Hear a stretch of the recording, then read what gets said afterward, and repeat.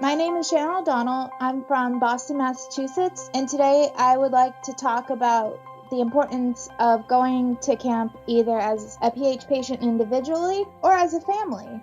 So I was diagnosed with pulmonary hypertension at age 6, all the way back in the dark ages of pulmonary hypertension treatment development in 2001, where there were actually no pediatric treatments approved. And then at a support group, we found camp. The camp I went to was the Hole in the Wall Gang Camp, which was the original camp Paul Newman and Joanne founded in memory of their son. And on their latest documentary about their life, The Last of the Movie Stars, on HBO Max, if you have HBO Max, go watch it. Camp is such a big part of their lives. They created it to give kids like me and other PH kids a place to be kids. And to raise a little hell, because that was his saying from his movies, especially Butch Cassidy and the Sundance Kid. He was like, I want kids to be able to go raise a little hell and be kids. And now the Hole in the Wall is combined with serious fun. And they have camps all over the United States. We have one opening in Maryland in the next couple of years. We are opening one in India this coming summer. It's just growing beyond Paul Newman and Joanne's dream. It makes me so happy because now other kids in those areas are going to get the same experience I did. We were all pretty nervous, especially Dr. Mullen, my PH doctor, but she let me do it anyway. She was like, you gotta go be a kid, which I feel like most pediatric doctors are saying now.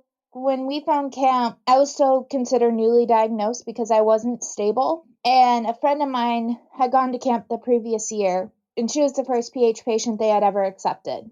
Then they just started accepting me, and then a few others came along from the clinic here in Boston. It was pretty scary because that first summer, when you're on essential and you're not allowed to swim, but that first summer, that part of the paperwork packet for all the medical stuff went to my pediatrician, and he checked off yes. So I got to go do the illegal PH activity of swimming at a very, very sterile pool. I promise you it is very sterile. I can picture other parents' faces now of kids on central lines. I promise you the doctor went with my unit to the pool. And every time I went to the pool, one of the nurses came with me in case my bandage fell off, my extension tubing fell out of the Pelican box. There was always a nurse with me that first summer whenever I went to the pool. When I came home, I told my parents I wanted to go back because I had never felt so refreshed. I never felt like a kid because I was diagnosed so young, and you're told not allowed to jump, skip, hop, run, do jump rope. I felt so included, even with all the restrictions that you get as a pediatric PH patient. They made me feel included in every activity we did. They found workarounds, they found ways to make me feel included in like the more like strenuous activities. This wasn't the first year, but one of the years I went to camp with a line repair, and they gave me pom-poms to cheer on the other kids because I wasn't allowed to do anything dangerous.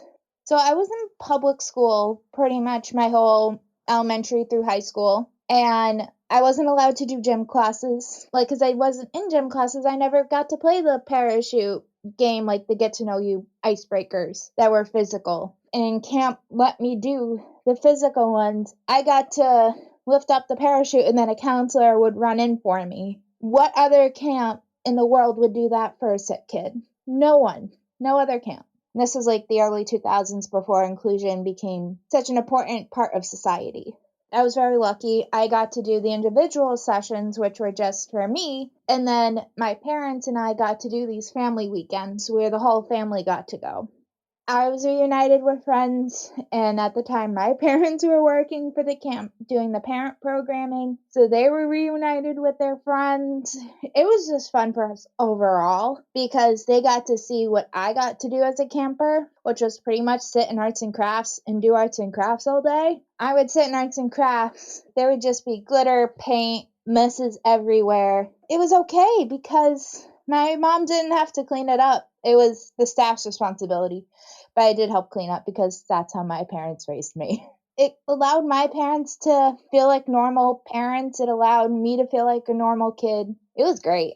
I would say if you are on the fence about sending your child to camp or thinking of doing the family weekends, do it because you get to have time to yourself and time for your kid to have me time. Getting that me time on both ends is so important. And then when it's at camp, there are trained doctors and nurses. There are trained staff. A lot of the volunteers are pre-med students. Doctors go, your child will never be medically safer than a hospital. They have their own medical building. Each camp has a building devoted to medical supplies. If your child needs a Band-Aid, they got Band-Aids. They need ice packs, they got ice packs if they're on flow land. If they need feeding tubes, they can do the feeds. They're highly trained. If your child has sickle cell, they're trained on doing the sickle cell injections and all that, getting an IV started. Anything your child needs, they're willing to be trained on and do it to make your child happy and to give them their best summer. After I aged out at 17, because I did the teen program, I loved it so much I started volunteering as a camper to tell my story. And then as I grew up, they gave me harder and harder jobs at the events we would go to. And now as an adult, I'm a tour guide. I get to talk to the celebrities at our big donor gala. At our last big gala before COVID, I met the main actor from Grace and Frankie. It was great. My name is Shannon O'Donnell, and I am aware that I am rare.